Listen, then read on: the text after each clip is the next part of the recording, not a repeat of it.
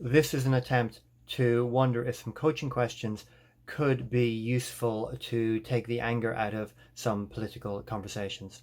Where we talk about hate politics, and Trump for years has been stirring and creating a very divisive, making very divisive comments, and it annoys the left and the centres and the progressives.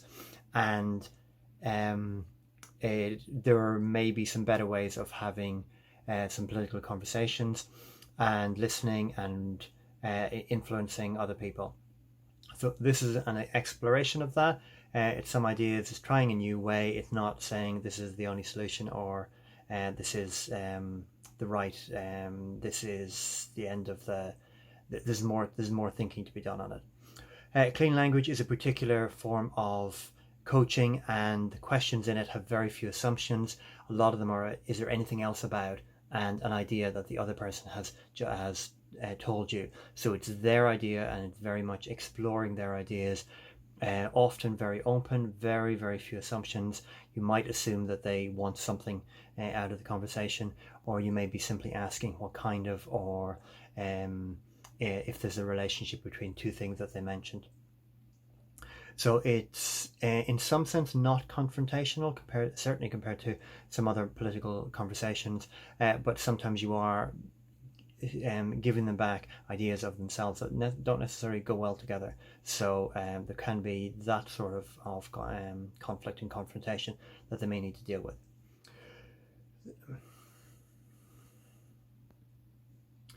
So some of the ideas here are about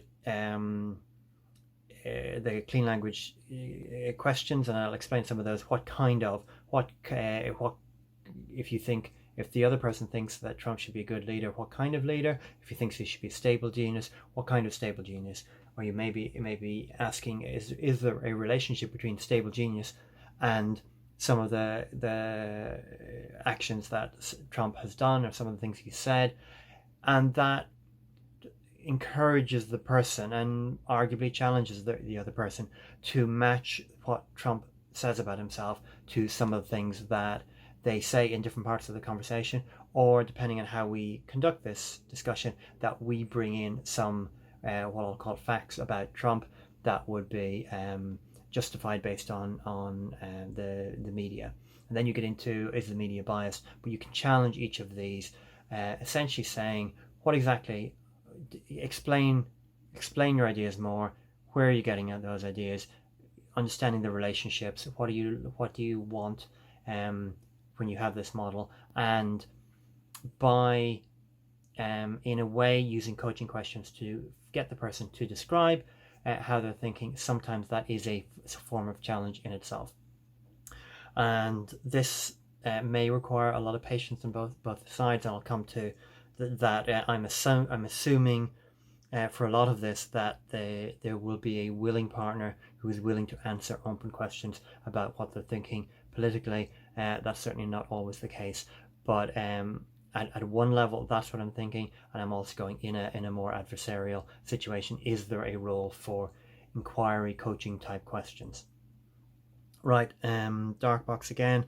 What needs to happen for something to happen? And we need the best. If the person thinks we need the best president of the United States, what needs to happen for that to happen? Or what needs to happen to understand, to know whether we have a biased media or not? You can get them to think in a little bit further in various directions by describing what they think, about where they're getting their information from, about how their ideas link together, and about kind of endpoints, or what they want, or what will happen because of this. And that's maybe a level of thought beyond what they're currently thinking, and that in itself may provide a certain challenge. A second level is this clean language is using a very limited amount of questions against them, using them to challenge them on what they already have said. And a second level might be to balance, or to add into, this is what you've said, I've asked you about that, and I'm adding in some what I'll call facts from outside the conversation that I feel I can justify, and you can that can be a topic in itself, but you're challenging in a different way, or you have your own opinions, which is a third level. That I would have bring my opinions in, and I'm trying to focus on the first two stages of that, or the first two scenarios of that, and is an exploratory conversation useful?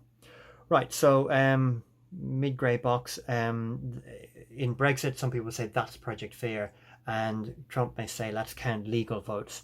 And you can look at what kind of project is Project Fear, what kind of fear is that, where does fear come from, and how do you know it's Project Fear? And it's delving in possibly a soft way, to where they're getting that information from, what kind of votes are legal votes.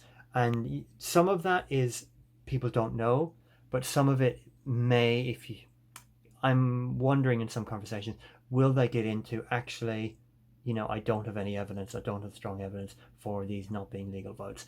There are layers where dodgy news sources are telling them that their votes are illegal, etc. So there's levels of information, misinformation, that the inquiry approach may not work, but I'm wondering, are there further levels where actually it helps the person realize that they're only getting news from certain sources, if that's the case, or to understand their ideas in new ways. Right, George Lakoff is a professor. He has written Don't Think of an Elephant, and he talks about, I think he said, deep metaphors. He talks about a strict father that the Republicans often use.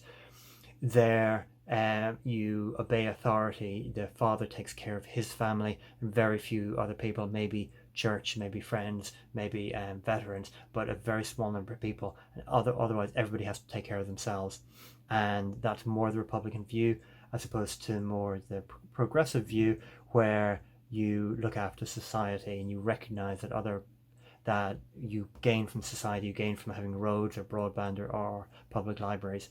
And there's a different outlook, and you're nurturing, you're supporting a wider range of people in this. So in one sense, we're all looking after a certain number of people, we're all looking after our values, and we're basing decisions on that. So in one sense, there is a very broad, very, very broad common model, perhaps. And as part of that, some articles have said that the left and centre are sanctimonious, that they think their model, their view of the world, their values are more important, and essentially that irks some of the right-wing people. Okay, right. So now I'm into the blue boxes, the mid-blue boxes, and thinking about me as a questioner. What are my intentions? Am I getting upset or angry at some of the conversation?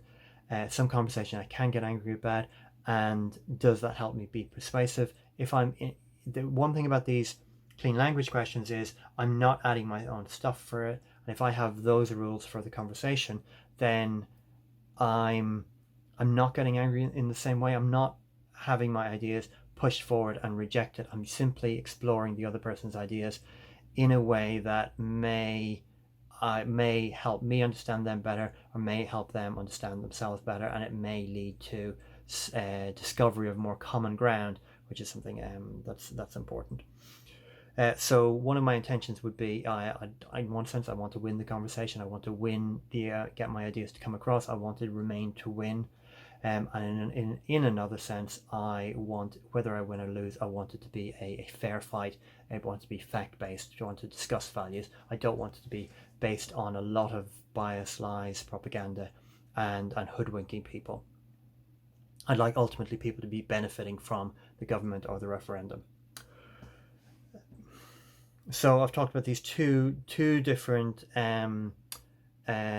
optimistic in a way, or scenarios where maybe this coaching would work better, and a next step would be to try it out. But one would be that I'm simply asking them about their ideas. The second is that I'm doing that, but I'm also adding in new facts, not in a surprising, suddenly I've changed tack sort of way, but saying I'm willing to listen to you, and I will challenge you with facts from that are generally accepted by the media.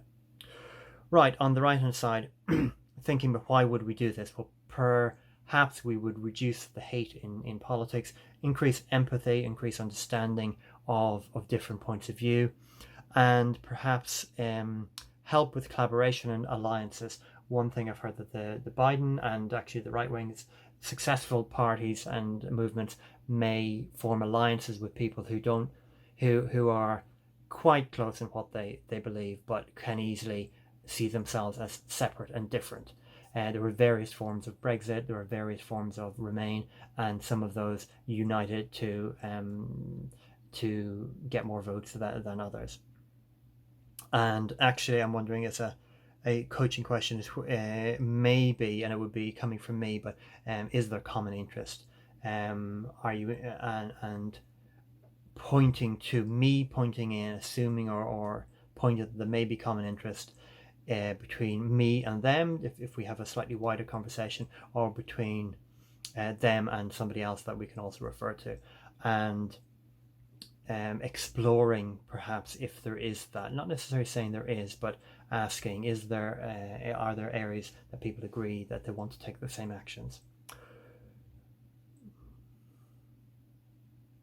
Right, and another possible idea is that perhaps the Remain vote were more separate they were less likely to align and have formed an alliance with somebody who wanted it. Certainly I wanted to remain in the UK. I wasn't thinking, oh well, I'll team up with people who want to stay in the single market.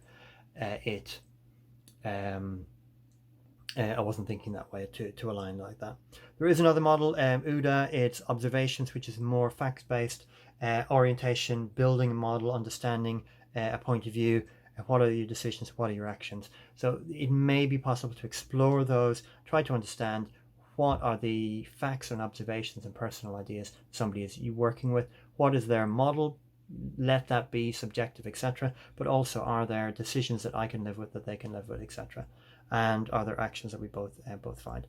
This is an exploration of coaching questions and politics. I'm interested in continuing the conversation either from a coaching point of view or the politics side. Hope this has been useful.